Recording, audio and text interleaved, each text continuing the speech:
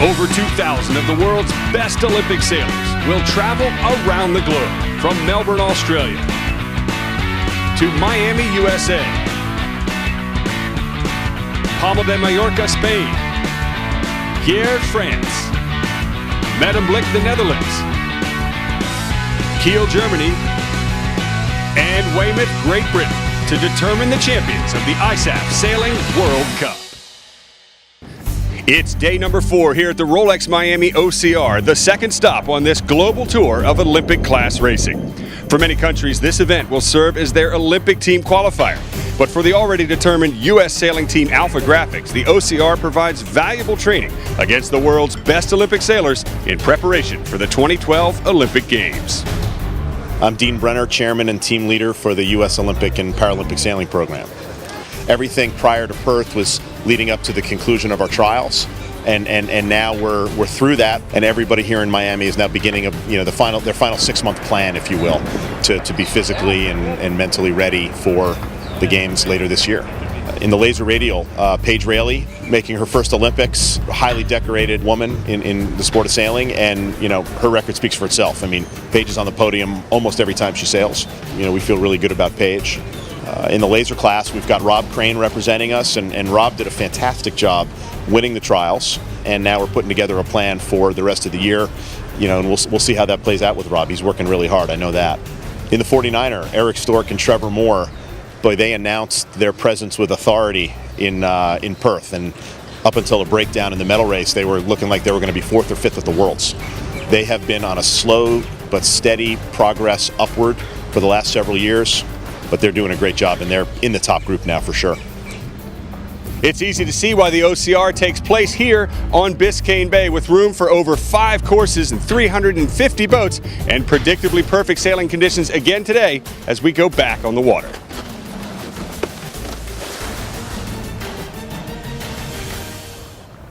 The RSX windsurfers are easily some of the fastest classes in this regatta. They'll be planing in these conditions all the way around the course, and here's the start for the women.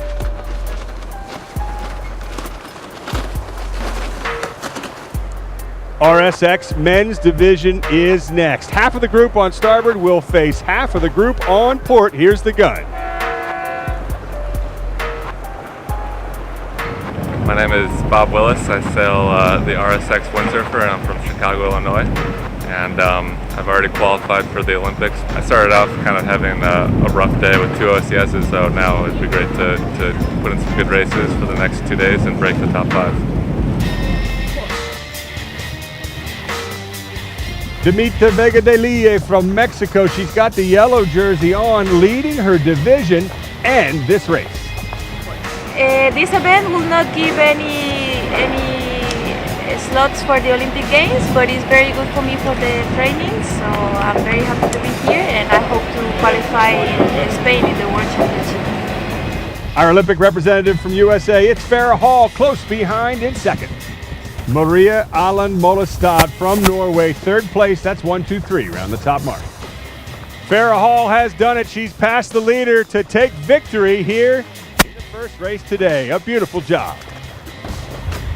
Upwind for the second time, it's Nick Dempsey still in charge of the RSX men. Everything's going pretty well. Qualified for the Olympic Games, and really I'm here for as a training regatta, really trying to make the most of the light winds.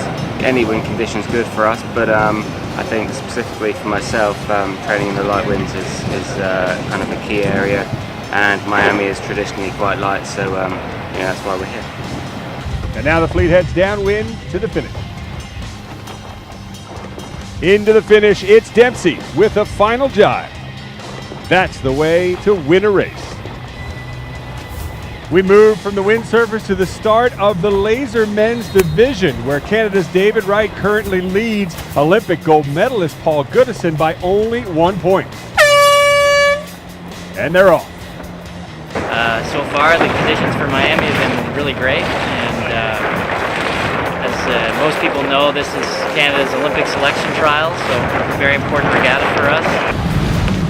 To windward of this group, Canada's Chris Dodd is in 3rd place with the red jersey. We're approaching the top mark. Italy leads from the right-hand side, but he finds Jester Stalin from Sweden. It's tied here at the top mark as both boats bear away. Italy looks as though he'll plane over the top. Here's yellow shirt David Wright rounding in a top 6 position. Very strong. Lucky for the top of the group, it is much more crowded at the mark behind them. The Netherlands, China, and Belgium currently round out the top 3 in the laser radial women's next to start. All clear.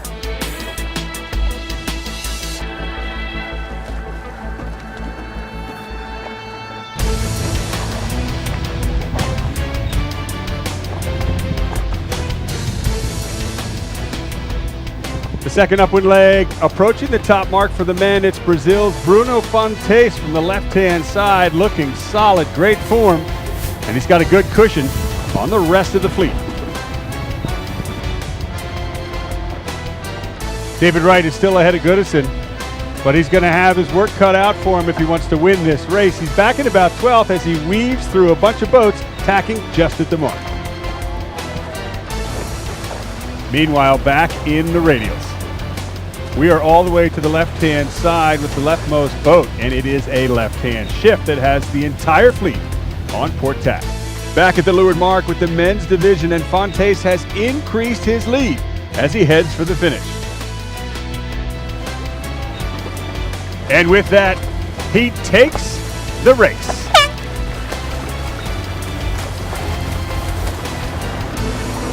It's a big lead for China's Li Jiazhu as the radials head downwind.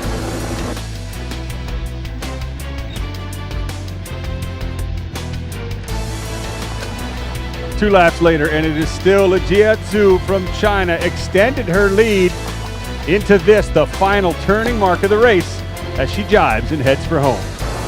And with that, she takes the race.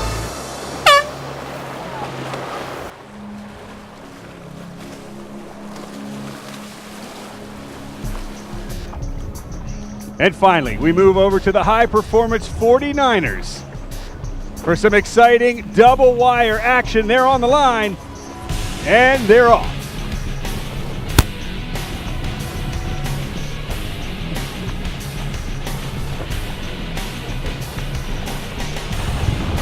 The fleet splits half to the right, the other half to the left.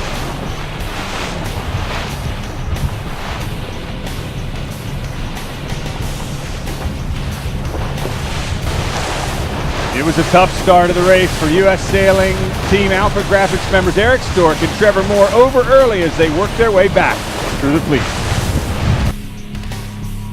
That leaves current regatta leaders from Austria, Nico de la Carth and Nicolas Resch, free to lead this race as well.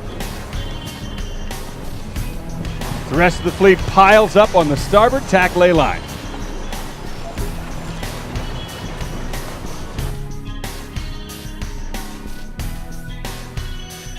The boats plane downwind trying to catch up to the Austrians, who have opened up a lead of about 30 seconds. That's impressive in a fleet like this. Nice move to the inside. Not everyone has such a great rounding. It looks like we could have a collision. Oh, Jesse Kirkland from Bermuda gets nailed from behind and falls into the boat. That hurts. He struggles to get back up and get going again as the other boats from behind try to avoid them. It's Delacarth and Resch still unstoppable on a full plane as they head downwind for the last time. And with that, the Austrians take another victory.